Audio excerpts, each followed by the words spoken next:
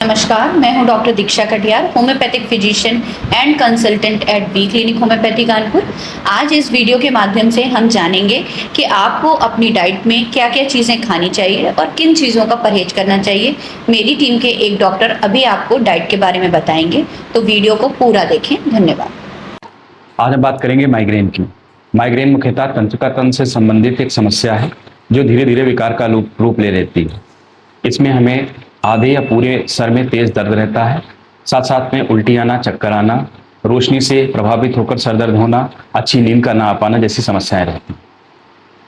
अब हम जब समस्या समझ गए हैं तो सबसे पहले हम ये जानने की कोशिश करेंगे कि अगर किसी भी व्यक्ति को माइग्रेन है तो उसको क्या क्या अपनी डाइट में सावधानियां रखनी चाहिए, क्या खाना चाहिए। अगर मान लीजिए आप 6 बजे के आसपास उठ जाते हैं तो उठते ही 10 मिनट के अंदर आपको 1 से 2 ग्लास ताज़ा पानी पीना चाहिए। ये शरीर को हाइड्रेटेड रखने में हेल्प करता है, जिससे कि हमें जो हमारी नसों में खिंचाव वगैरह रहता है उससे राहत मिल सकती है। इसके अलावा उठने के ही 2 घंटे के भीतर हमें ब्रेकफास्ट कर लेना चाहिए।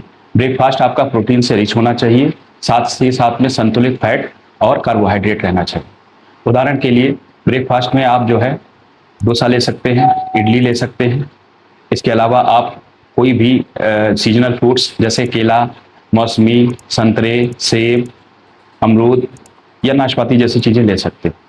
इसके अलावा आप ओट्स ले सकते हैं, दलिया ले सकते हैं, या बहुत ही कम तेल या घी में बना हुआ पराठा भी ले सकते हैं। इसके अतिरिक्त आप एग ले सकते हैं। प्रेफर करिए कि आप वाइट एग मतलब वाइट पार्ट लें एग का, और कभी कभार आप होल एग भी ले सकते हैं। इसके अलावा मूंग का चीला और बेसन का चीला भी लाभदायक रहेगा।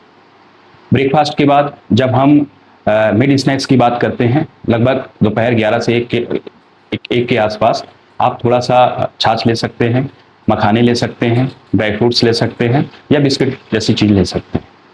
इसके बाद हम लोग लंच में जो भी सबसे पहले हम कोशिश करेंगे, लंच हमारा 2 बजे के आसपास या 1 से 2 के बीच में हो जाना चाहिए। और लंच में हम लोग सबसे पहले सलाद लेंगे। जो भी सीज़न में सब्जियां सलाद के लिए उपयुक्त हैं, जैसे कि गाजर है, हमारी ककड़ी है, खीरा है, इस तरह की चीज़ें हम चुकंदर वगैरह सलाद में इस्तेमाल कर सकते हैं। सलाद के बाद 1 से 2 चपाती या रोटी। जो भी सीजनल सब्जी बनी है प्रेफर करेंगे हम कि जो ग्रीन वेजिटेबल्स हैं उनको ज़्यादा उपयोग करें।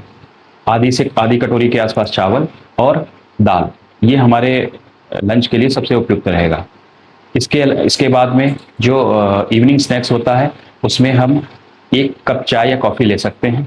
इसके अलावा रोस्टेड पीनट्स, भुने हुए चने, मखाने, इस तरह की चीज़ों का इस्तेमाल हम कर सकते हैं।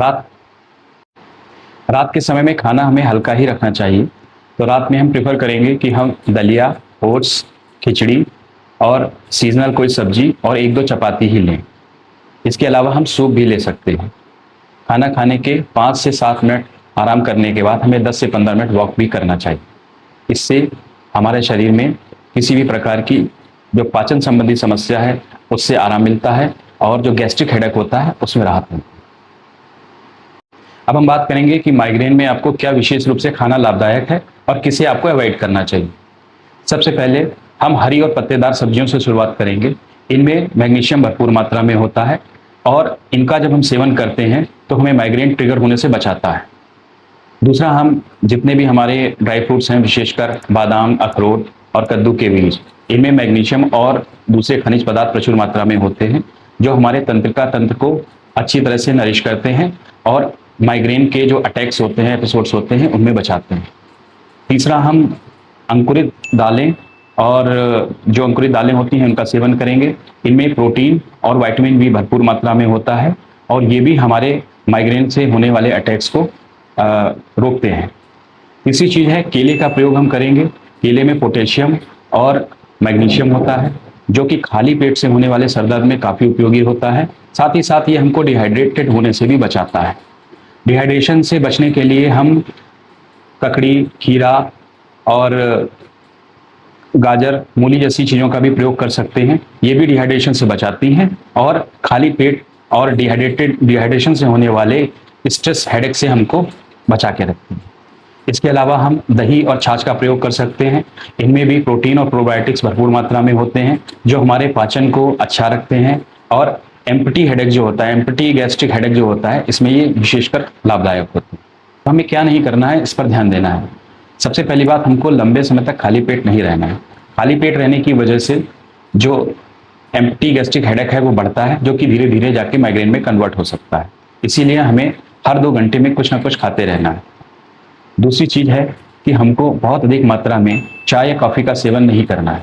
थोड़ी मात्रा में चाय और कॉफ़ी हमारे हेडेक से हमको निजात दिला सकती है, लेकिन इसमें उपस्थित कैफीन की मात्रा धीरे धीरे हमारे ब्लड प्रेशर को बढ़ा सकती है, जिसकी वजह से हमें हेडेक हो सकता है।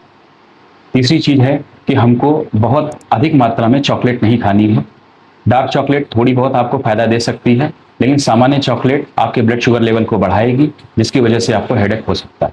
इसके अलावा हमें जंक फूड, चाइनीज फूड से बचना है, क्योंकि चाइनीज फूड में विशेषकर सोडियम मोनोग्लूटामेट होता है, जिसे अजीनोमोटो कहते हैं। ये हमारे तंत्र पर बुरा प्रभाव डालता है, जिसकी वजह से माइग्रेन की समस्या बढ़ जाती है।